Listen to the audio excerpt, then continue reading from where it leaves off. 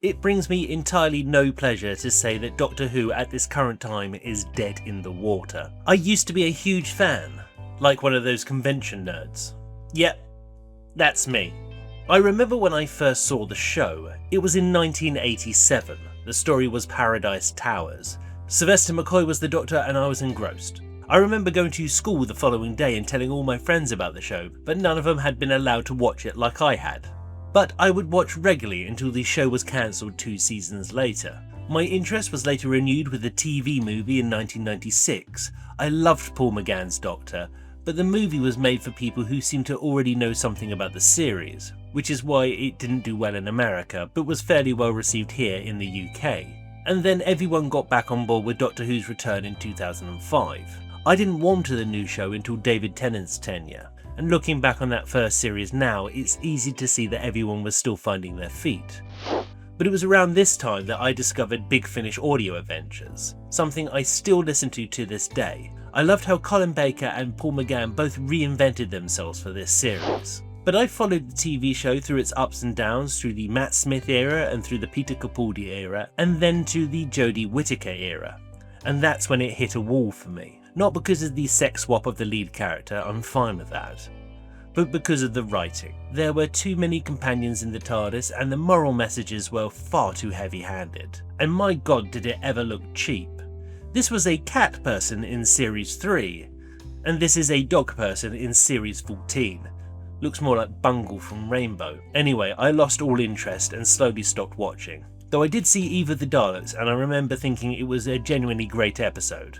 The first of the Whittaker era.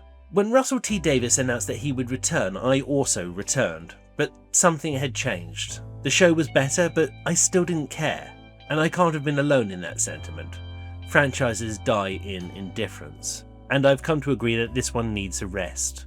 Apparently they have cancelled the 2026 Christmas special and have no plans to renew the show before 2030. If the BBC's still around then. The show is not cancelled. No, it's extraordinary to see newspapers who should know better seeing the show has been cancelled. It's the opposite. It's been put out to tender. Yes. And I understand that's an industry phrase and people might not understand what a show being put out to tender means. Equally, at the same time, those people are complaining on devices which have a search engine. Go and look it up. But being put out to tender means, and this will happen to every BBC show, it's happened to Casualty, it's happened to The Weather. The weather was put out to tender. Do you know the weather now is not made by the Met Office? I thought it had gone back. Oh, has it gone back? Oh, we're going really into the nitty-gritty of the BBC now. Well, what it means is the programme is pitched to be made by an independent company. Yes. As opposed to the BBC. Independent companies include BBC Studios, by the way, which is separate to BBC Public Service. So they're in the running, I imagine. I don't know. I'm not part of this process because it's a very legal process. But it's happened to Casualty. Casualty has been sitting there for years as a BBC show. It was put out to tender last year. Now that's going to be made independently by BBC Studios. So the same thing is happening here with Doctor Who. And I think, I'm not in charge of this process, that means many years ahead, no one's going to put out to tender, no one's going to apply for a tender for 1 year. It's not worth it. Yeah, you've got to lock in.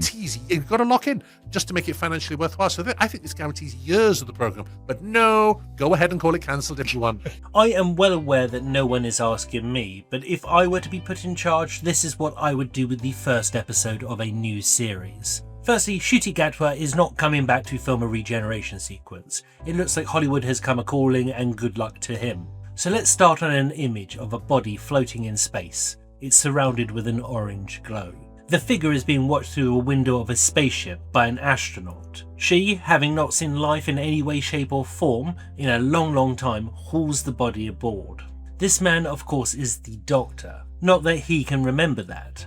He's confused and befuddled. An explosion at the end of the Second Time War has jettisoned him back in time and his TARDIS to a different era. The Doctor's mind is fragmented, not quite being able to recall what's going on. He has survived out in the vacuum of space by constantly regenerating. This could very well be his 500th generation. This Doctor is a scruff bag. He's forgetful. He remembers random bits of information but forgets people's name, or what's in the past or what's in the future. The astronaut, who is in full spacewalk outfit, suggests that he looks through his pockets for some ID. He finds some bits of string and a ruler and a sonic screwdriver that he's got no idea how to use.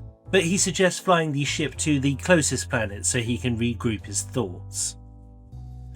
That's when the astronaut reveals that, like Matt Damon on any space mission, she is stranded. She has lost contact with Earth, and though they have electricity, they don't have any propulsion. So this is where the usual Doctor Who fun comes in. They will have to figure out how to get the ship up and running again before the oxygen runs out, and the Doctor's new astronaut friend would die. And the Doctor ends up using all the things he had in his pockets to fix the engine just enough to crash land on a planet's surface. And that is where the TARDIS has crash landed thousands of years beforehand, and is now being worshipped by a group of savages as a gift from the gods. What annoyed me about Chris Chibnall's era is explaining of all the backstory, and while I don't want to erase the history of the character, I'd like to move past it. And the only way I can see to put a lid on it is to have a Doctor who doesn't quite know what's going on himself. Instead of being the fountain of all knowledge, he is recovering after a long period of incapacity. He is metaphorically learning to walk again, and he's going to fall over a lot in the process. And I know that this is nothing more than fan fiction, but I think it could be a good way to start a new era. I sincerely hope this show finds its feet again. The BBC knows where I am if they want me. I'm Scott Kingsnorth, and I'm making a movie.